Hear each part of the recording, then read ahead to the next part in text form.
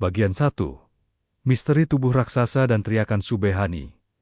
Bayangkan sebuah ruangan yang sempit dan sunyi, di mana udara tiba-tiba terasa berat mencekam. Bukan karena ruangan itu dipenuhi oleh ratusan prajurit bersenjata, melainkan karena hawa kehadiran satu sosok manusia. Di sana, duduklah seorang syekh yang sedang tenggelam dalam zikirnya yang begitu dalam. Namun, sesuatu yang tidak masuk akal mulai terjadi di depan mata murid-muridnya. Tubuh sang guru yang semula kecil tiba-tiba mulai menggelembung dan membesar. Semakin lama, tubuh itu semakin raksasa, mendesak dinding-dinding kamar hingga membuat kayu-kayu penyangga berderit ngeri. Para murid yang berada di sana terhimpit ke tembok.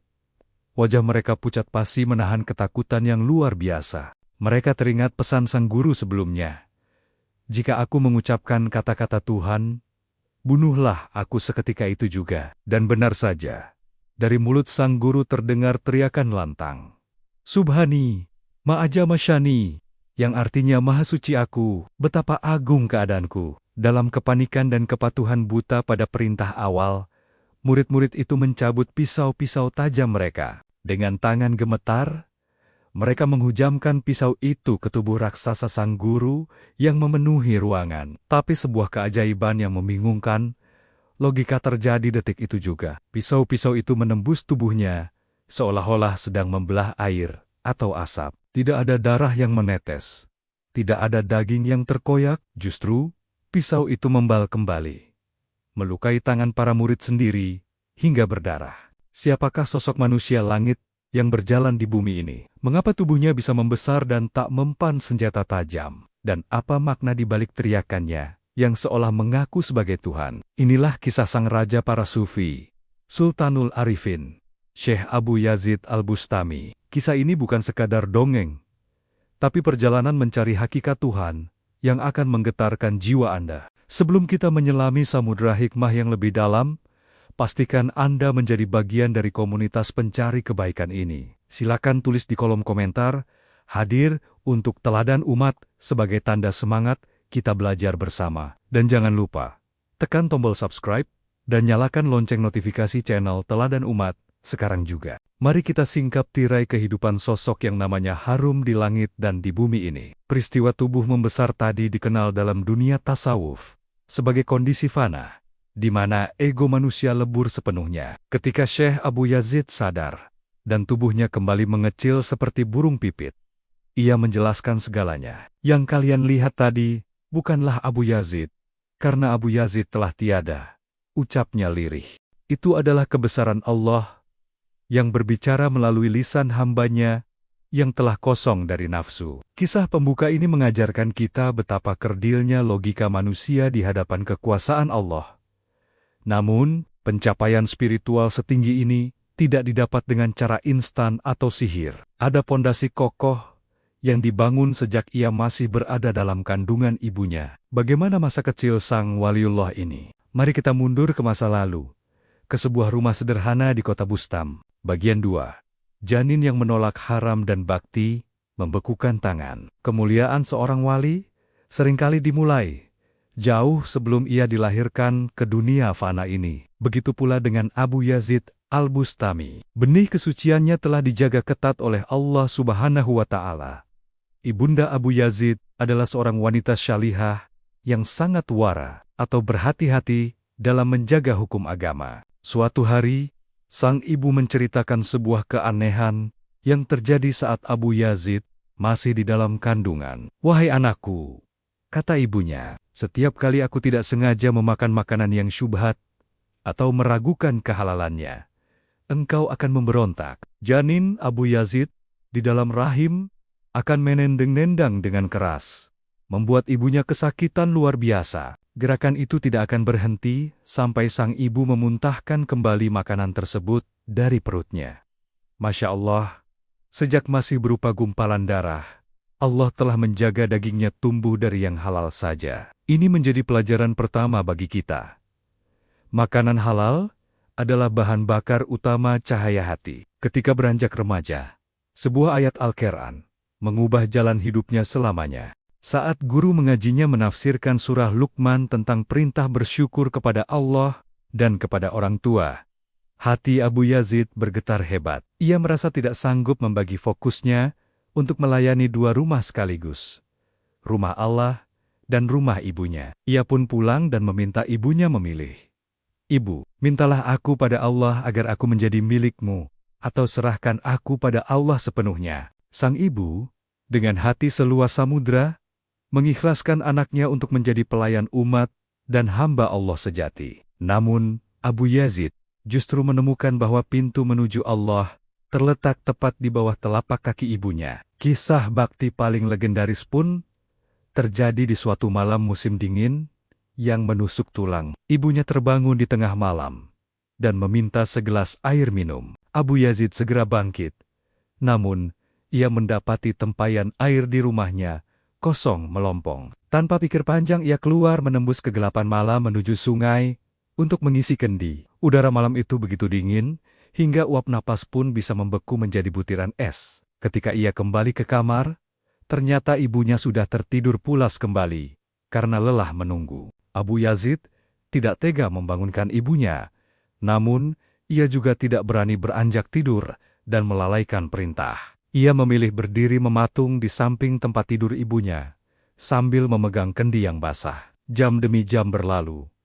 Ia tetap berdiri tegak, meski kakinya mulai gemetar, menahan dingin. Air yang merembes dari pori-pori kendi tanah liat itu perlahan membeku di tangannya. Kulit telapak tangannya mulai merekat pada dinding kendi karena suhu yang ekstrem. Rasa perih dan kaku menjalar, namun cintanya pada sang ibu mengalahkan rasa sakit itu. Hingga fajar menyingsing, sang ibu terbangun dan terkejut melihat anaknya masih berdiri di posisi yang sama. "Mengapa engkau tidak menaruh kendi itu, nak?" tanya ibunya dengan mata berkaca-kaca. "Aku takut saat ibu bangun dan ingin minum, aku sedang tidak ada atau terlena," jawab Abu Yazid lembut. Saat kendi itu dilepaskan, kulit tangan Abu Yazid ikut terkelupas dan berdarah. Melihat pengorbanan itu, sang ibu menengadahkan tangan dan berdoa dengan tulus menembus langit. "Ya Allah, peliharalah dia, dan jadikanlah hati para syekh dan wali cenderung kepadanya." Doa keramat seorang ibu inilah yang menjadi kunci pembuka seluruh pintu langit bagi Abu Yazid. Ia kemudian berkata, "Kewajiban yang kukira sepele, ternyata adalah jalan tol menuju keridaan Allah." Setelah restu itu didapat, barulah ia memulai pengembaraan spiritual yang panjang. Bagian 3. Mengembara menembus batas logika dengan bekal doa ibu. Abu Yazid Al-Bustami meninggalkan kampung halamannya untuk menuntut ilmu. Ia mengembara selama 30 tahun lamanya, berguru kepada 113 ulama dan ahli spiritual. Di fase inilah, fenomena-fenomena di luar nalar atau karamah mulai bermunculan di sekitarnya. Namun, Abu Yazid selalu berusaha menyembunyikan kelebihannya agar tidak timbul kesombongan. Suatu ketika, ia melakukan perjalanan jauh bersama seekor unta tua yang setia. Di atas punggung unta itu, ia meletakkan berbagai barang perbekalan yang terlihat sangat berat. Di tengah jalan, seorang pemuda berpapasan dengannya dan merasa iba melihat hewan tersebut. Pemuda itu menegur, "Wahai Syekh, kasihan sekali unta itu. Bebannya terlalu berat untuk tubuhnya yang ringkih." Abu Yazid hanya diam. Namun pemuda itu terus saja mengomel dan menuduhnya tidak punya belas kasih. Akhirnya, Abu Yazid menoleh dan berkata pelan, "Wahai anak muda, lihatlah dengan teliti, apakah beban itu benar-benar membebani unta?" Pemuda itu mendekat, menyipitkan matanya, dan seketika ia terlonjak kaget hingga mundur beberapa langkah. "Masya Allah, Allahu Akbar!" teriak pemuda itu dengan wajah pucat penuh kekaguman. Ternyata, tumpukan barang bawaan itu melayang sekitar 1 jengkal di atas punggung unta. Beban itu sama sekali tidak menyentuh kulit hewan tersebut.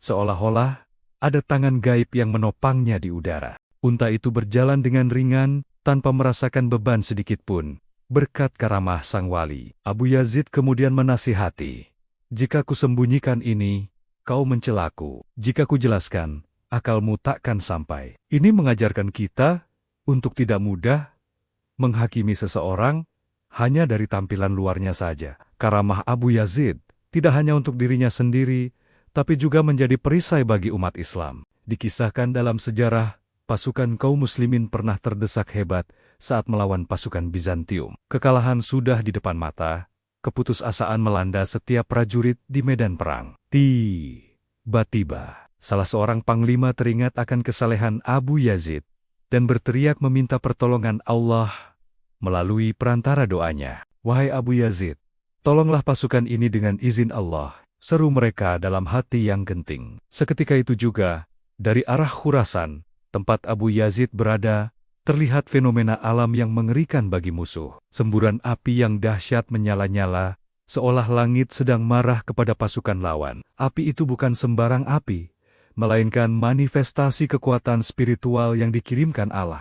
Pasukan musuh yang melihatnya dicekam, ketakutan luar biasa, hingga formasi mereka hancur berantakan. Kemenangan pun berpihak kepada kaum muslimin, berkat pertolongan Allah yang turun lewat tangan kekasihnya. Namun, memiliki kekuatan supranatural seperti ini adalah ujian yang sangat licin dan berbahaya. Setan bisa saja membisikkan rasa bangga diri, bahwa ia adalah manusia terpilih yang hebat. Abu Yazid sangat sadar akan hal ini, sehingga ujian berikutnya justru datang dari makhluk yang paling hina. Guru yang mengajarkannya tentang kerendahan hati bukanlah seorang ulama besar, melainkan seekor anjing hitam. Bagaimana mungkin seekor anjing bisa menasehati raja para sufi? Kisah ini akan menampar ego kita yang sering merasa lebih suci dari orang lain.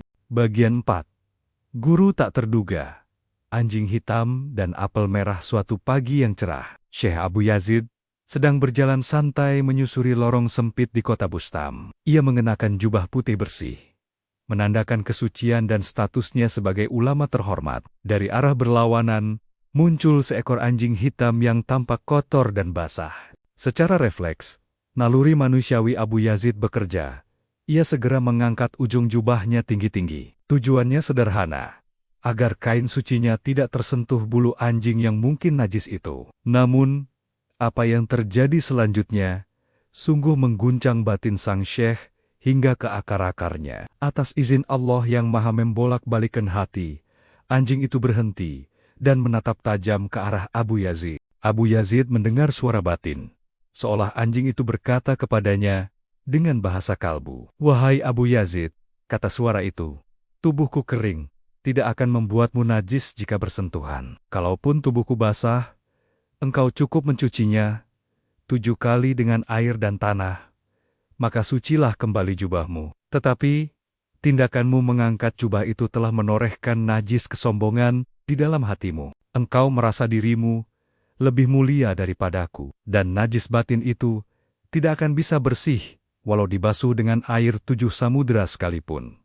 Astagfirullahalazim. Abu Yazid tersentak hebat. Lututnya lemas mendengar teguran telak itu. Ia menangis tersedu-sedu, menyadari bahwa setitik rasa sombong telah menyusup ke dalam hatinya tanpa disadari. Ia pun berkata pada anjing itu, "Engkau benar, marilah kita berjalan bersama, agar aku bisa belajar kerendahan hati darimu." Namun anjing itu menolak, "Kita tidak sejalan. Engkau disapa sebagai raja para mistik, sedangkan aku dilempari batu. Aku tidak menyimpan tulang untuk esok hari, sementara engkau menyimpan gandum berkarung-karung." Abu Yazid pulang dengan hati hancur, berkata pada dirinya, "Aku bahkan tak pantas berjalan bersama anjing. Bagaimana aku pantas berjalan bersama Allah?" Ujian kehalusan hati tidak berhenti di situ saja bagi seorang penempuh jalan spiritual. Suatu hari, Abu Yazid memegang sebuah apel merah yang sangat ranum dan indah. Tanpa sadar ia bergumam memuji, "Alangkah indahnya apel ini." Seketika itu juga, teguran halus datang dari langit ke dalam sanubarinya. "Wahai Abu Yazid, tidakkah engkau malu memberikan namaku Al-Jamil, atau yang maha indah kepada sebuah buah apel? Engkau sibuk mengagumi ciptaan, hingga melupakan sang pencipta, walau hanya sedetik." Akibat kelalaian hati yang sangat halus itu, Abu Yazid dihukum secara spiritual. Selama 40 hari lamanya, ia dibuat lupa akan nama-nama Allah, dan kenikmatan zikir dicabut dari hatinya. Hatinya terasa hampa, kering dan sunyi, sebuah siksaan terberat bagi seorang kekasih Allah. Ini menunjukkan betapa tingginya standar kesucian hati bagi mereka yang ingin dekat dengan Sang Khalik. Tidak boleh ada celah sedikit pun untuk selain Allah. Bahkan kekaguman pada buah apel sekalipun. Setelah melewati berbagai ujian pembersihan hati ini, tibalah saatnya Abu Yazid mengalami perjalanan puncak. Sebuah perjalanan mikraj rohani, menembus 7 lapis langit, untuk menemui kekasih sejatinya. Bagian 5. Menolak surga demi Sang Pencipta. Puncak pencarian spiritual, Syekh Abu Yazid, dikisahkan dalam perjalanan mikraj rohaninya. Ruhnya diangkat naik menembus langit pertama, di mana para malaikat menyambutnya dengan zikir. Namun, Abu Yazid tidak menoleh. Ia terus naik karena bukan malaikat yang ia cari. Ia melewati langit kedua, ketiga, hingga langit ketujuh yang penuh dengan keajaiban. Di setiap tingkatan, Allah menawarkan berbagai kerajaan, keindahan surga, dan kemewahan yang tak terbayangkan. Ambillah semua ini, wahai Abu Yazid, seolah tawaran itu menggema di seluruh alam semesta. Namun, apa jawaban sang raja para sufi? Ia memalingkan wajahnya dari surga, dari bidadari, dari istana, dan dari singgasana. Dengan tegas ia berkata dalam munajatnya, "Ya Allah, aku tidak menginginkan tipuanmu ini. Jangan engkau perdaya aku dengan surgamu. Jika aku puas dengan surga, aku akan terpisah darimu. Aku menginginkan engkau, zat pemilik surga, bukan ciptaanmu." Keikhlasan tingkat tinggi inilah yang membuat Allah kemudian memakaikan mahkota kemurahan hati padanya. Allah berfirman dalam batinnya, "Kebenaranlah yang engkau ucapkan. Engkau telah lulus ujian terbesar." Setelah kembali dari perjalanan langit itu, apakah Abu Yazid menjadi manusia yang angkuh? Sama sekali tidak. Justru ia semakin membumi dan penuh kasih sayang kepada sesama manusia, bahkan pendosa sekalipun. Suatu malam, ia berpapasan dengan pemuda bangsawan yang sedang mabuk berat sambil memainkan kecapi. Pemuda mabuk itu tersinggung melihat Abu Yazid dan memukulkan kecapinya ke kepala sang syekh. Kecapi itu hancur berkeping-keping, dan kepala Abu Yazid bocor, mengucurkan darah segar. Apakah sang syekh membalas dengan karamahnya? Apakah ia mengutuk pemuda itu menjadi batu? Tidak. Keesokan harinya, Abu Yazid justru memanggil muridnya dan bertanya harga sebuah kecapi. Ia membungkus uang seharga kecapi, ditambah manisan gula, lalu menyuruh muridnya mengantar ke rumah pemuda itu. Pesannya sungguh menggetarkan. "Sampaikan maafku, katakan padanya, semalam kecapinya pecah karena kepalaku. Terimalah uang ini untuk membeli kecapi baru, dan makanlah manisan ini untuk menghilangkan rasa pahit di hatimu." Pemuda pemabuk itu menangis, saya dejadenia, saat menerima bingkisan tersebut. Hatinya luluh lantak oleh akhlak yang begitu mulia, yang membalas kejahatan dengan kebaikan tulus. Detik itu juga, ia berlari menemui Abu Yazid, bersujud bertaubat, dan meninggalkan dunia kelamnya selamanya. Sahabat teladan umat, inilah warisan terbesar Syekh Abu Yazid Al-Bustami untuk kita semua. Ia pernah berkata, "Jangan tertipu jika melihat orang bisa terbang di angkasa atau berjalan di atas air. Burung bisa terbang, ikan bisa berenang, kayu bisa mengapung. Itu bukan ukuran kemuliaan. Karamah sejati adalah ketika engkau mampu menjaga hatimu agar tidak berpaling dari Allah walau sekejap. Dan ketika engkau mampu berakhlak dengan akhlak Allah kepada sesama makhluk, tanpa memandang siapa mereka." Semoga kisah ini menjadi pelita yang menerangi hati kita yang mungkin sedang redup. Mari kita mulai memperbaiki diri. Dari hal kecil, dari bakti pada orang tua, dan dari menjaga hati. Terima kasih telah menyimak perjalanan panjang Sultanul Arifin ini sampai akhir. Video ini disusun sebagai materi edukasi sejarah, kebudayaan Islam, dan pendalaman spiritual atau tazkiyatun nafs.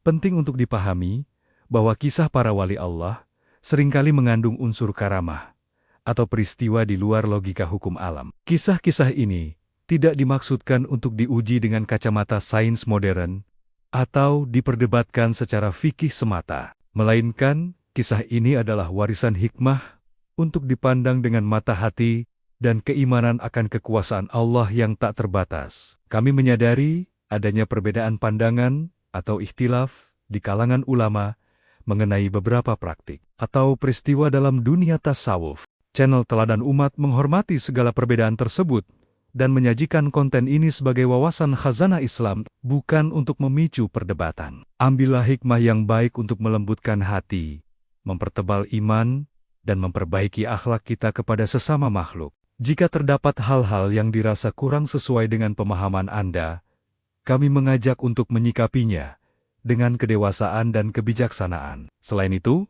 seluruh visualisasi gambar yang ditampilkan dalam video ini adalah ilustrasi artistik semata. Tidak ada gambar yang diklaim sebagai wajah asli dari tokoh-tokoh suci yang diceritakan. Demi menjaga adab dan penghormatan kita kepada beliau, narasi suara yang Anda dengar juga merupakan hasil sintesis teknologi untuk memudahkan penyampaian pesan. Segala kebenaran mutlak hanya milik Allah Subhanahu wa Ta'ala, sedangkan segala kekurangan berasal dari keterbatasan kami dalam merangkum kisah ini. Mari kita luruskan niat, kosongkan gelas pikiran, dan siapkan hati untuk menerima hikmah dari kisah sang raja para sufi. Jika video ini bermanfaat, mohon bagikan kepada keluarga dan sahabat Anda agar menjadi amal jariah. Sampai jumpa di kisah inspiratif berikutnya, hanya di channel Teladan Umat. Wassalamualaikum warahmatullahi wabarakatuh.